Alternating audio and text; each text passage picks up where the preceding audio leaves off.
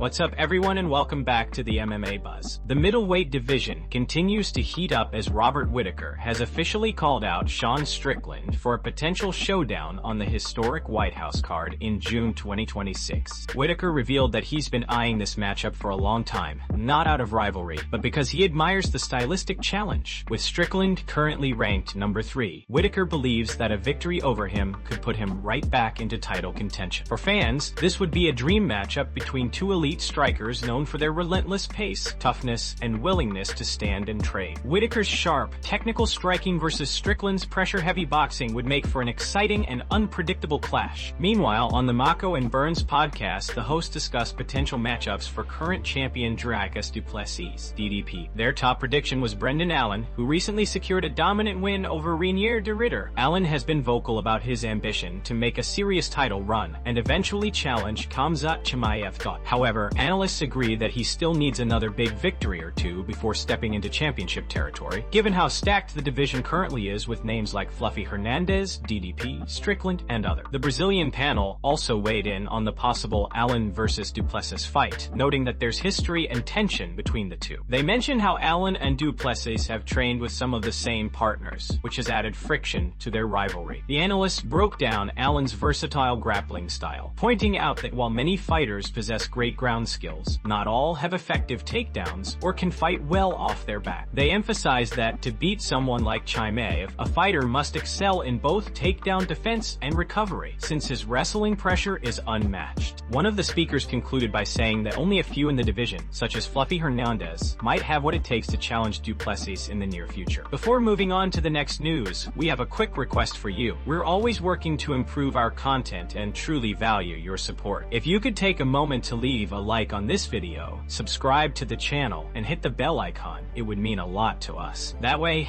you'll never miss an update. Move on to another news. Major news has surfaced regarding Khamzat Chimaev's next fight, and it's not what fans were hoping for. During the recent ACA event, Chimaev was seen supporting his teammates Guram Kutataladze, who made an impressive post-UFC comeback with a dominant TKO victory, and Abdul Rahman Dudaev, whose fight ended in a controversial split decision. Cameras caught Chimaev looking visibly frustrated as the judges' scorecards were announced, clearly unhappy with the outcome. After the event, reporters from Oshatica tried to secure a quick interview with Chimaev, but he declined to comment, continuing his silent stance against the outlet, a situation that has been ongoing and covered in previous reports. Instead, the media spoke with Chimaev's close friend and longtime training partner, Alanbek Badov, who revealed new details about Khamzat's future plans and why his next fight has been delayed. Alanbek explained that Khamzat was initially targeting a return to the octagon in January 26, 2020. His goal was to stay active and avoid an extended layoff following his August fight against Dricus du Plessis. However, that plan was derailed when UFC President Dana White reportedly refused to book Chimaev for a January appearance. The decision comes amid scheduling complications and strategic matchmaking decisions within the UFC's middleweight division. With Ramadan approaching in February and ending in March, the window for Chimaev to compete before his religious observance has now closed. This means his return is unlikely until mid-2026. Sources close to Chimaev suggest the fighter is frustrated by the delay, but remains focused on training and staying in peak condition. Fans had been eagerly anticipating his comeback, especially after his last high-profile bout, which further solidified his reputation as one of the most dominant and polarizing figures in MMA today. As of now, there's no confirmed opponent or date for his next fight, but the buzz surrounding Khamzat's return continues to grow. The UFC middleweight scene remains stacked, and his comeback will undoubtedly shake up the rankings once again. Until then, fans will have to wait for Dana White's next move, and for Chimaev's long-awaited return to the octagon. Move on to another news. Kamaru Usman has stirred up debate in the MMA world by calling Ciryl Gane one of the most complete athletes in the UFC. His statement quickly drew pushback from Henry Cejudo, who strongly disagreed, leading to a heated discussion ahead of UFC 321, the highly anticipated heavyweight title clash between Gane and Tom Aspinall. Usman praised Gane for his versatility, athleticism, and composure inside the octagon, saying that Gane ranks among the UFC's best all-around athletes. He emphasized that athleticism isn't just about fighting skills, but also agility, balance, speed, and coordination. Usman even pointed out that Gane's physical gifts extend beyond fighting, noting how effortlessly he could perform perform athletic feats like dunking a basketball, further proving his natural talent. Cejudo, however, wasn't convinced. He countered that MMA is not just about athletic ability, but about how those attributes translate into complete fighting dominance. He argued that being a complete mixed martial artist requires mastery of all disciplines, striking, wrestling, and grappling, and that Gane has repeatedly shown weaknesses, particularly in wrestling exchanges. The debate set the stage for UFC 3F21, where Gane is set to defend his title against Tom Aspinall. Outside the cage, the storyline grew even more intriguing when Aspinall's father and longtime coach revealed that they plan for Tom to complete his current 3-fight UFC contract and then explore other opportunities, possibly hinting at a shift toward boxing. Interestingly, Aspinall himself once mentioned back in 2016 that he might leave MMA to pursue a boxing career, making this strategy seem less surprising. Cejudo predicted that Aspinall would win the upcoming fight, citing his wrestling power and composure as key advantages. Usman, on the other hand, refused to make a prediction, calling the matchup one of those rare coin toss fights between two of the best heavyweights in the world. Both men agreed, however, that fans are in for a spectacular and unpredictable showdown when the octagon doors close at UFC 321. Move on to another news. Ciryl Gane has made UFC 321 even more exciting by predicting that his upcoming heavyweight title bout against Tom Aspinall will be nothing short of a dogfight. The French contender acknowledged that both he and Aspinall are among the most technical and well-rounded strikers in the division, which makes the matchup a potential war from start to finish. Gane, who has already faced elite names like John Jones and Francis Ngannou, said that his experience in deep, grueling fights gives him confidence heading into this showdown. He plans to use his trademark movement, timing, and distance control to drag Aspinall into later rounds, something few of Aspinall's past opponents have been able to do. Aspinall, however, found humor in that strategy. During media day, the British champion laughed off Gane's comments, reminding reporters that everyone who talks about taking me into deep waters ends up getting knocked out in the first minute. Known for his explosive starts, Aspinall holds the record for the shortest average fight time in UFC history, making him a uniquely dangerous opponent. Gane responded by saying he's prepared for every scenario, whether it's a quick finish or a full 5-round war. "I'm not a magician," he said with a smile. "Maybe I finish the fight early, or maybe we go the full 25 minutes. I'm ready for everything." When asked how he envisions the fight, Gane was clear. "A dog fight. I expect and I hope it's going to be a dog fight. It's a big challenge for me, and I want to feel that. It's also for the fans, for the crowd, because they deserve a real war." Gane also shared his thoughts on Alex Pereira potentially moving up to heavyweight, saying he believes Pereira would perform very well. "He's dangerous," Gane said. "You can see how he's built. He came from middleweight, moved to light heavyweight, and he's still explosive. I think he can handle heavyweight easily. He'd be a smaller heavyweight but still very dangerous." With both Gane and Aspinall fully confident and respectful of each other's skills, UFC 321 is shaping up to be one of the most technical and thrilling heavyweight fights in recent years. A true test of power, speed, and championship composure. Move on to another news.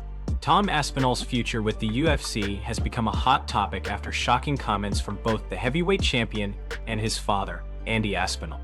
It all started when Tom stated he would rather vacate his UFC heavyweight title than fight his friend and training partner, Curtis "Blades" Doides.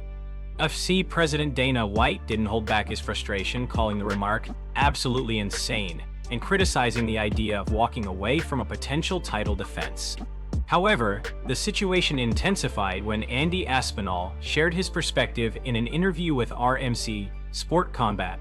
He revealed that he doesn't want his son to re-sign with the UFC once his current contract expires, suggesting a move to professional boxing instead. "Boxing for sure," Andy said. "The money is better. Why not? Tom has 3 fights left on his UFC deal, and personally, I don't want him to sign a new one." Andy emphasized that top-tier boxers earn significantly more than MMA fighters, even at the elite level. He argued that if Tom were to reach the upper echelon of boxing, his financial rewards would far exceed what the UFC currently offers. "If you get into the top percentage of that sport, the UFC doesn't pay anywhere near as much as boxing does," he added. The elder Aspinall also praised his son's boxing skills, saying that Tom performs impressively during sparring sessions with high-level professional boxers. "I see him every day," he said. "When he spars good boxers, he looks great. He can definitely hang with them." While Tom hasn't directly confirmed his father's statements, the idea of a crossover to boxing isn't far-fetched. Aspinall has previously expressed interest in pursuing boxing, citing his early background in the sport and admiration for heavyweight boxing legends. If he truly follows that path after his contract ends, it could mark one of the biggest transitions in modern combat sports, a UFC champion walking away at the peak of his career to chase success in the boxing ring. Whether the UFC can convince him to stay remains to be seen, but Dana White's next move will likely determine how this story unfolds. Move on to another news. Conor McGregor has once again made headlines, this time with an emotional declaration that his competitive fire has returned stronger than ever. Speaking at a recent press conference for UFC 303, McGregor revealed that he's been on a deep spiritual journey in recent weeks, one that has changed both his mindset and his outlook on life. "I am not here just by chance," McGregor said. "There is a higher power, God, that dictates my journey and all of our journeys. I live my life by God's word." The former two-division UFC champion explained that this newfound faith and spiritual awakening have helped him heal mentally and physically. "I've been saved. I'm healed," he said. "And on the back of that, the world is in for a treat. My competitive spark that was once in my heart is now a roaring blaze."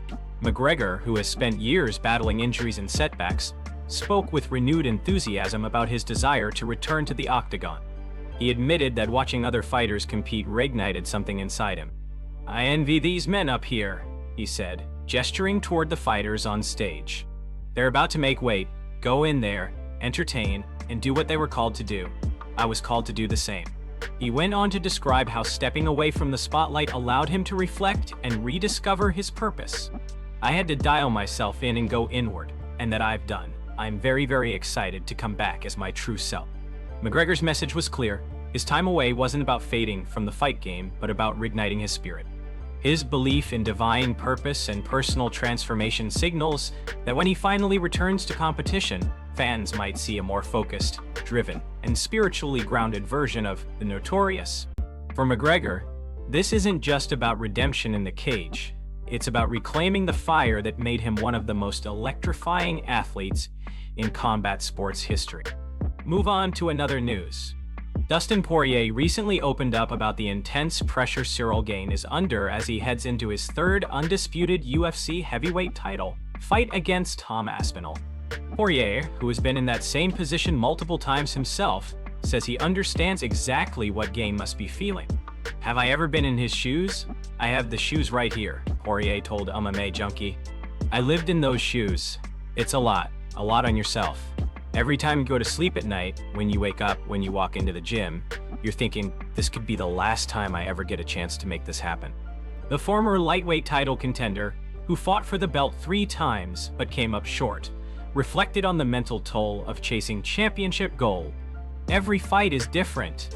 Every fighter's mindset is different. Some people love that feeling, the pressure, the spotlight. Others crumble under it.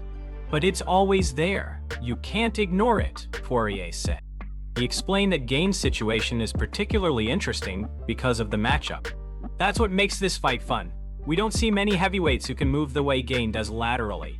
He's a real heavyweight, not just a big guy fighting up a division. He's lean, muscled up athletic, and knows how to kickbox at an elite level." Poirier added that this dynamic makes the fight unpredictable. "We've got to see how Tom performs with that in front of him. Gane's movement and composure are going to test him in ways we haven't seen before." Having experienced the highs and lows of title contention himself, Poirier's words carry weight. His perspective reminds fans that behind every fight is a human story, one filled with ambition, anxiety, and the relentless pursuit of greatness.